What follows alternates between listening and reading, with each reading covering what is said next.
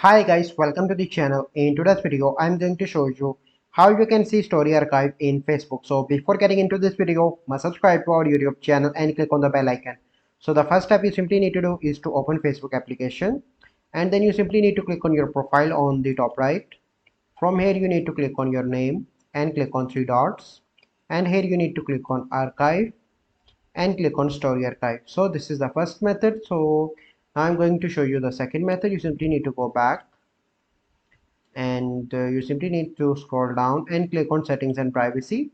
Here you need to click on settings, scroll down, and here you need to find the option of activity log.